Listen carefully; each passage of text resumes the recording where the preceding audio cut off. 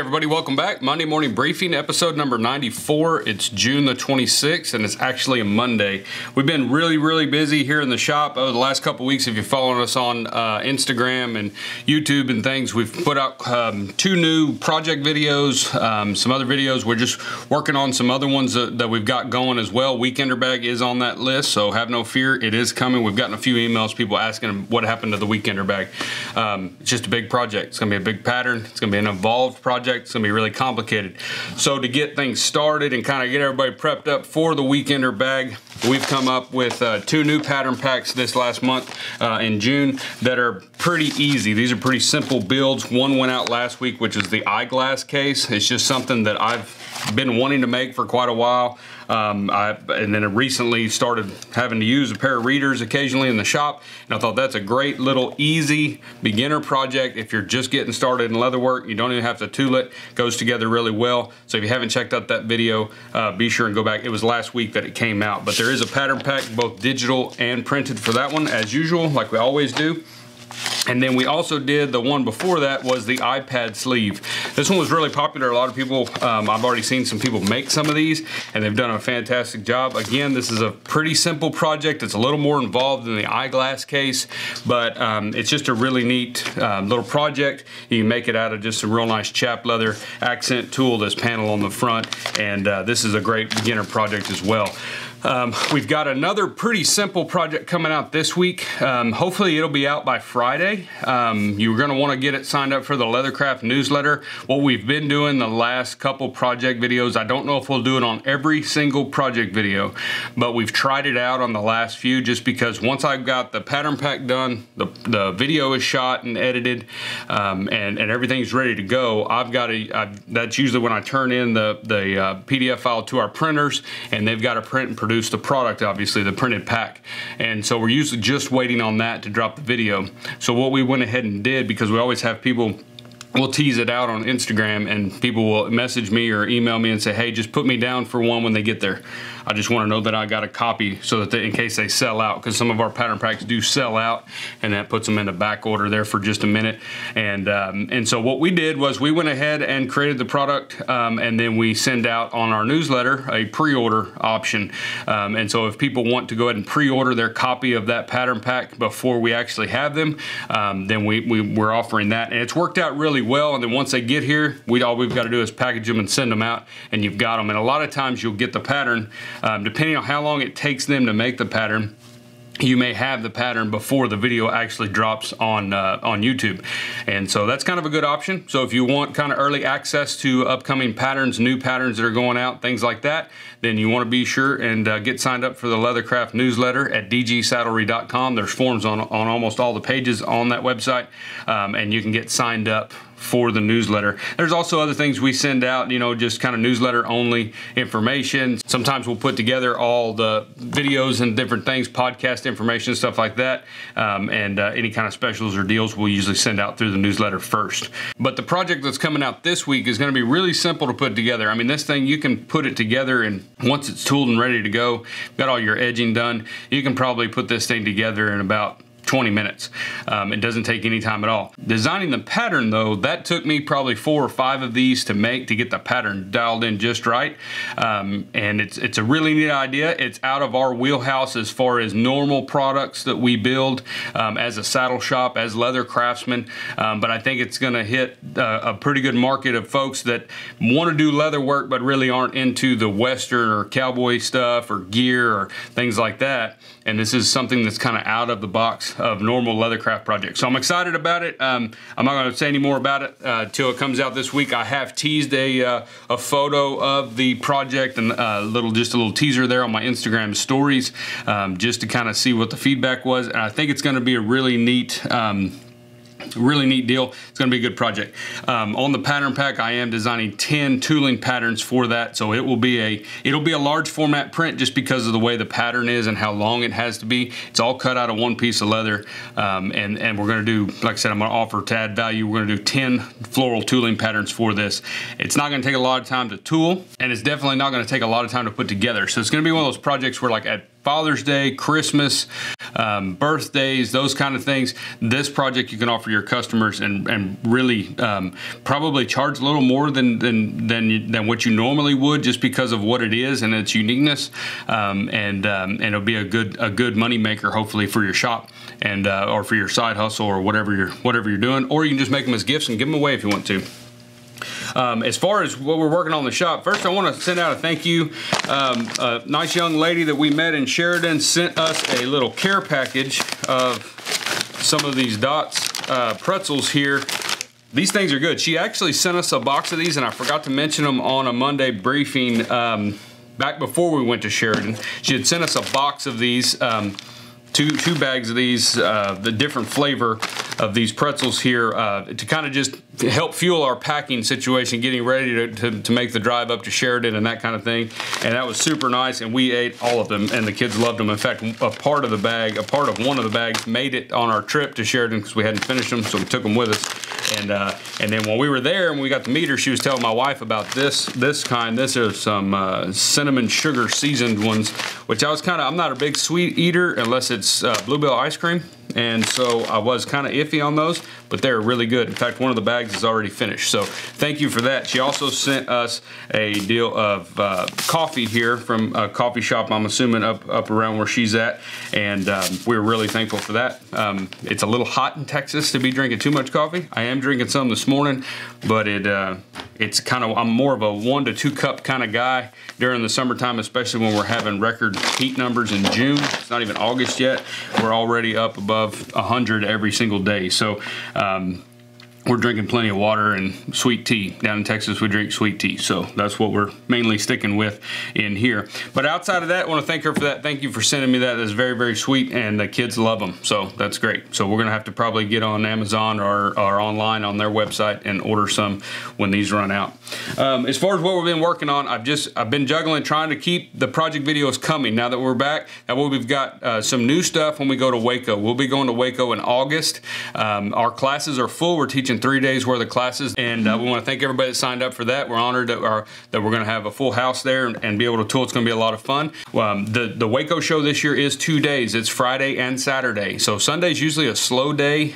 Just historically with any show, the last day is usually a short day, and then it's usually kind of a little slower. People have gone home, you know, they kind of got to travel back, go back to work and that kind of deal. So this year we're not doing Sunday. It'll end Saturday night. So I'm kind of on the fence. I mean, I could take it either way, really, with a show like that. A further show for me, that makes it nicer because it gives me one extra day to kind of get traveling back home. But Waco is only 3 hours for us, so somewhat. So it's not that big of a deal, but I am excited. We'll be already loaded out Sunday morning. We can get up early, be here by lunch, and kind of take our time. So, but we're working on that, and then I've been working on my saddles. We're trying to get our saddle list completely cleaned off.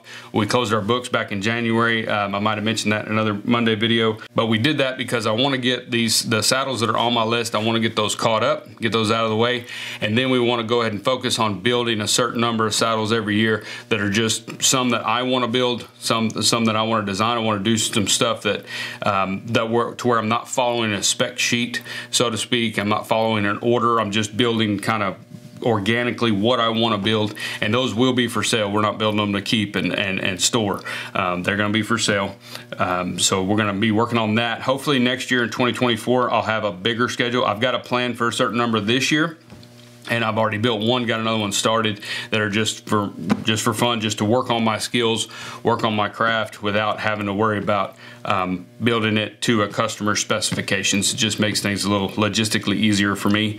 But we will, going forward, the plan is to offer or have open maybe a certain number of spots a year for customers if they want to order a saddle. It's not going to be many, but if they do want to order a custom one, we may have some spots open every year just for that. But that's enough about that. That's part of the saddle shop deal. That's it. When you talk about your business and kind of how you want to structure your business and things, there's a lot of different ways to do it. Historically, saddle shops are a custom order business. You whatever person walks through the door and wants you to make X item, such and such, then you take that order and you try to accomplish that. I've done it for 20 years that way. That's the way a saddle shop is run. That's the way 90% of them are done, and it's a good business model. You make good money doing it. The thing you have to be careful with on the custom side is that it's strictly custom. So if somebody brings you, and you've never made an eyeglass case, and they bring you and say, I want a little case to put my readers in, or my sunglasses, or whatever, you have to then go to the drawing board and figure out how to make that item. And most craftsmen do not charge for that time. Most craftsmen will not hit the clock in button, and I don't like the word clock in, clock out. I don't like that. That's why we're in this business, so we don't have to do that, right? But you do have to track your time. So if most guys won't, or most people won't actually start tracking the time of the project to be able to price it until they start making the project. But you may have spent an entire 8-hour workday designing the pattern for that project, maybe possibly making 2 or 3 of them to make sure the pattern works before you actually make the customer's item. Somebody has to pay for that. And it's hard to charge that first customer that comes in and orders that oddball item that you haven't made. It's hard to charge them for those 8 hours and feel good about it, right? I do the same thing. It's hard to do that. But you have to charge for that somewhere. That's time, you know, that you've used up for the shop. Especially if you make that one and nobody else ever orders one again, then you've wasted that time to make that item for that one person. You've solved their problem and filled their need. But now you have an item that you've spent a day designing that nobody wants. So that's the thing you got to be careful with custom, is you've got to try to design a process or a system to where when you do have to do that for that one-off item that you know nobody is going to want, and I'm not necessarily saying the eyeglass case. I hope everybody wants one of these because they're really cool. But if you're designing something for some weird little gadget and they just want a cover for it, are you going to make any more of those? Because if you're going to make 100 of those after that, it's going to be super popular and super hot and people are going to want to buy them. Then putting that 8-hour workday in to design that project is very beneficial for you, because now you have a product that you've designed that you can now scale out, right, to some extent. I mean, you may be able to get dies made for it, you may be able to train other people to make them for you, but you've designed a project. But if you're getting into a situation of making that one thing that is just going to fill that customer's need, which is great, that's what we're in business to do, is to fill a need and to serve a customer. If you're doing that and then that product is dead because nobody else is going to order it. I've got tons of patterns in this filing cabinet underneath this bench that are one-off deals that I did for one certain customer, and I've never made another one again. If I pulled the pattern out and tried to make it again, I'd start all over because I can't remember how we put it together. So that's the thing you've got to be careful with, because those things cost you money. If you're spending a day doing that, you could have spent that day making 2 belts or 20 knife sheaths, things you know how to make, things you know that will sell, things that are marketable, things that are scalable. And so that's the pitfall of doing custom and staying directly based in that custom work, is that if you don't design your processes and have your system set up to where there's some things you don't take, there's some things you will take, but there's a higher price for that initial product for that customer because they're the only ones that want that, or that's a specific thing for them. They need to understand they're gonna have to pay for that. And a lot of customers do. Some customers don't care what it costs. They just want the item that fits this thing that they have, or they can use for this purpose. And if that's good, charge for it and do it. And that's not a problem. But you just got to watch out for that, because a lot of people think whenever they order something, well, it's just a little thing. Why can't you just do this and do that? Well, if it was that easy, they would have already made it for themselves. So you're the one with the expertise. You're the one with the tools in the shop, the leather in the shop, the overhead. You've got the whole shop at your disposal to be able to design that product. But you got to make money at it at the end of the day, and that way it's profitable for you. So you don't want to fall into that system, you know. And then as far as for us now, our focus is a lot on this channel, a lot on you know, teaching leathercraft, helping other craftsmen design products designing products for other craftsmen that will help them in the shop, help them become more profitable, help them utilize more of their scraps, help them come up with something that's maybe a high dollar item and a complicated build, but it's something that's really unique and really cool that they can kind of make and market that to their higher end customers. So all those things, that's kind of what we're focused on. And so with us, we don't have the time anymore to take in the custom work and work off of different spec sheets on what this customer wants, this and that and this and that. So for us, we're trying to phase some of that out, and that way we can spend more time designing stuff for you guys here on the channel, new projects, more videos on tips and leathercraft instruction, and expanding on that, because I feel like our impact is better on that than just being in my shop and building custom things. I'd rather you guys do it and be able to take that forward and hopefully offer more options. And a lot of people are going to more of the I guess it's a drop method where they'll build 14 wallets or 10 belts or maybe 13 gunslings, however it is, and they'll kind of build all those the way they want to and have fun with them and do them all, and then put them all on the website or drop them on Instagram or something like that and move things that way. That is a very efficient way from me looking at that, and I've tried it out in micro scale in the shop here, where we'll build 4 or 5 knife sheets or whatever. We're always trying to keep some inventory on the floor. So when I do that, we'll put it on the website and then we'll promote it a little bit. And a lot of times things are moving. And so that's really helpful for me, because it's a lot easier for me to say, okay, I'm gonna make an eyeglass case, but I'm gonna make 10 of them. And I'm gonna do 4 like this, 2 like this, 3 like this, whatever I'm gonna do. And I just sit down, I can cut all the pieces. I know how to build this thing. I've already designed it. I can cut them all, tool them all, paint them all, dye them all. I can kind of do it in like an assembly line. It's still quality construction, quality tooling and all that, but I'm doing it all at one time in phases. I may work a couple hours this day and a couple hours the next day. And that really helps. At the end of the week, I can have 10 eyeglass cases that I can drop on the website or put out here on the front retail floor. And when people come in, they can pick it up, look at it, feel it. They can see the quality right off. They don't have to wonder, is this guy really gonna be able to build what I want? Is the quality gonna be what I want? Is the design gonna be what I have in my mind? It sounded like he understood, but I wasn't sure. So if you look at it from a customer's perspective, it's much easier to walk into a store and say, I really like this and I wanna buy this, and it's got a price tag hanging on it. That's in my price range, or I see the value in that. I'm gonna go ahead and buy that. And so it makes it a lot easier. It's more efficient for the customer. It's more efficient for you, and you're not having, if you're working on those deals and they're not even promoted yet, they're not out there and they're not made, you can, if something happens and you've got to take a day off of work because you got a kid that's sick at home, or you're going to go on vacation, or whatever's going to happen, and you leave the shop, you don't have a customer wondering where their stuff is because you're out of the shop. And so it's just, it's not a big deal when you're doing it that way. So just something to think about. I don't know if it's better. I don't know if it's worse. I will say the custom deal is kind of the way.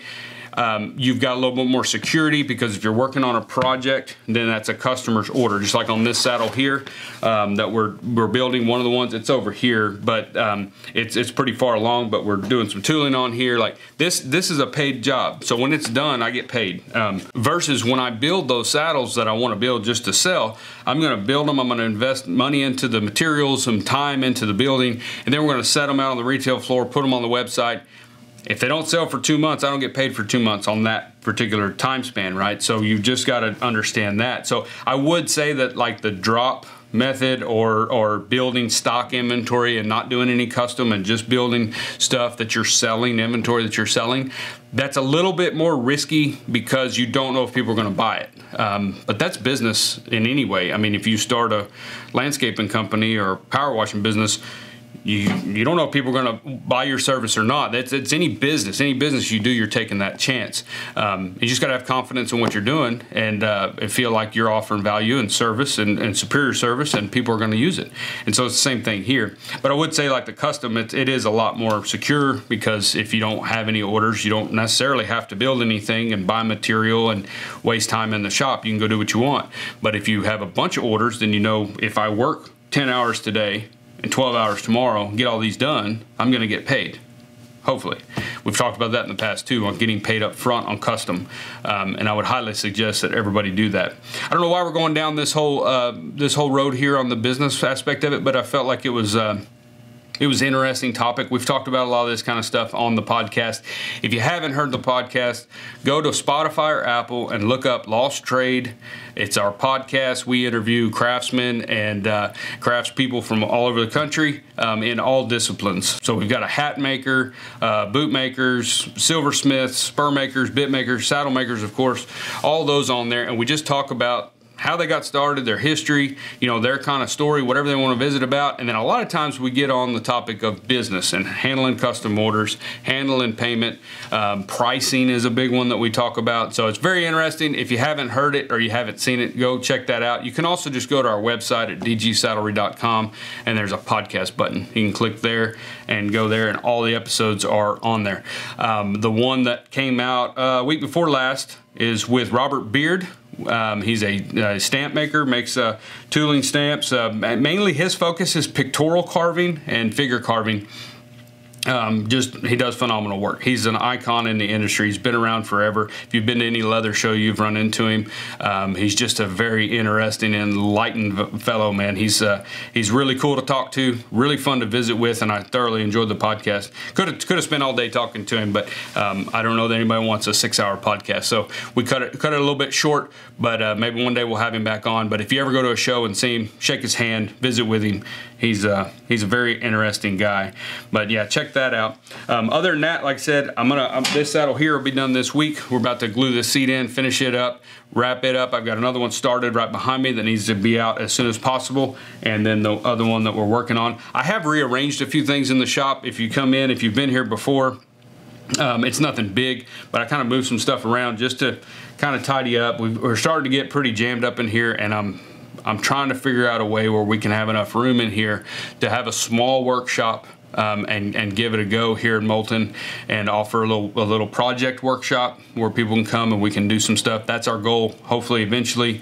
I've talked to many of y'all privately about that. Like, that is our goal eventually, is to have a quote-unquote area here where we've got space for people to come and we can do projects and leathercraft and just have a good time, spend the weekend working on something together and doing that. I think it'd be fun. I have a lot of fun with them at the shows, and we want to continue doing that. So, but I'm going to get back to work. I'm going to get back at it. We've got quite a bit going on this week. I wanted to get this Monday video done because the last couple weeks I have figured out if I don't do them early, they're not going to get done by the end of the week. We're usually hustling, trying to wrap up, get things shipped out. But be on the lookout for the new project video that's going to come out this week, and we're excited about it, and I think you will be too. Be sure to go to dgsaddlery.com and sign up for the Leathercraft newsletter, and we'll see y'all next week in the Monday morning briefing.